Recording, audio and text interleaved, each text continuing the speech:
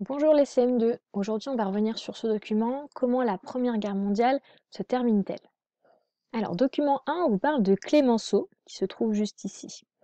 Georges Clémenceau, il devient président du Conseil le 20 novembre 1917. Et il n'a qu'un seul objectif, c'est que la guerre s'achève, et donc que la France gagne.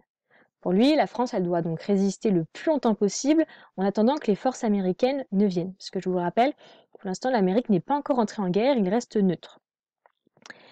Georges Clémenceau, il va donc rendre visite aux troupes qui sont sur le front. Il va apporter la solidarité de la nation aux soldats qui se sacrifient et aux généraux qui les dirigent. Et par sa présence, il va donc leur remonter le moral parce que les soldats à ce moment-là avaient vraiment le moral au plus bas.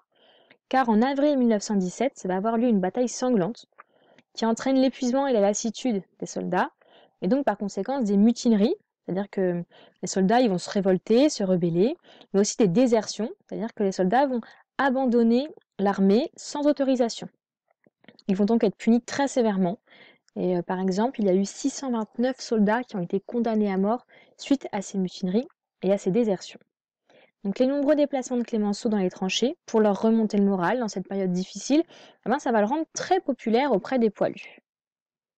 Deuxième document, voilà les Américains. C'est une affiche sur l'effort de guerre américain qui est placardé à Beaune en 1917.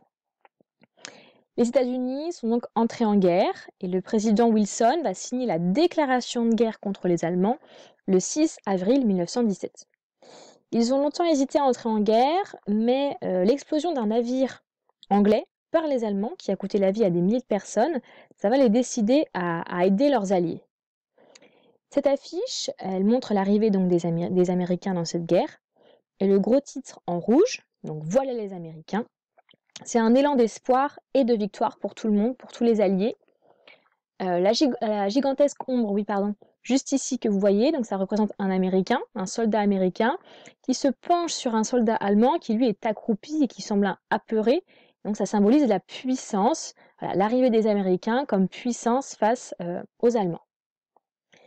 Vous voyez en bas des petites vignettes, ça correspond à ce que vont apporter l'Amérique à cette guerre. Ils vont apporter un effort militaire, des aides financières gigantesques pour financer la guerre, des mines et des usines au service des Alliés, et puis la flotte maritime, donc les bateaux. Troisième document. Cette photo, elle représente l'armistice signé entre l'Allemagne et les Alliés. Alors l'armistice, ça signifie que la guerre est finie, elle est terminée. Elle aura quand même duré 4 ans. Et cet armistice, elle a été signée donc en novembre 1918 à bord d'un train et à 5 h du matin. Par contre, il sera annoncé qu'à 11 h par des coups de canon et des cloches des églises. Et donc les hostilités, elles vont cesser à 11 h le 11e jour du 11e mois de l'année. Voilà, donc ce 11 novembre 1918, ça y est, la guerre est terminée, on lâche les armes. La France a gagné la guerre. Et donc par la suite, 7 mois plus tard, 7 mois après l'armistice, le 28 juin 1919, le traité de paix est signé à Versailles. Alors ce traité de paix, c'est donc un accord qui comporte des conditions de paix entre les puissances alliées et l'Allemagne. Par exemple, l'Allemagne doit réparer tous les dommages causés. Donc l'Allemagne, elle ne va pas très bien accepter ce traité de paix parce qu'on la rend, elle se sent humiliée parce qu'on la rend responsable de cette guerre finalement. On considère que c'est à cause d'eux que cette guerre a commencé. Donc c'est pour ça qu'on leur demande de réparer tous les dommages qui ont été causés. Ce traité va aussi permettre par exemple à la France de récupérer l'Alsace et la Lorraine. J'en viens donc à mon dernier document que je vous demande de compléter, celui-ci. Il vous faudra donc 4 couleurs pour pouvoir colorier d'une même couleur les éléments qui vont ensemble. Ça reprend donc les différentes étapes de la fin de cette guerre. Alors on va commencer par Georges Clémenceau, juste ici. Georges Clémenceau, il est considéré comme le père de la victoire. Donc voilà, une première couleur, Georges Clémenceau, père de la victoire.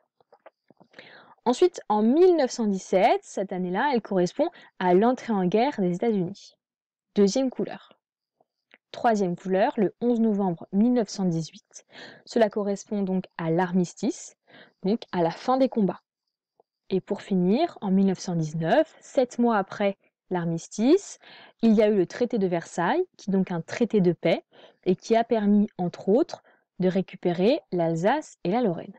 Voici donc les 4 couleurs à indiquer, donc les 4 regroupements à faire avec vos crayons de couleur. Dernière chose que je vous demande, écrit Allemagne et France dans la bonne étiquette. Alors ça, je vous laisse faire.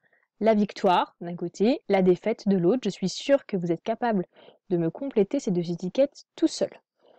Voilà pour les informations que je souhaitais vous apporter. J'espère que ça va vous aider encore une fois à compléter ce document. N'hésitez pas à revenir vers moi si besoin. Je vous laisse travailler.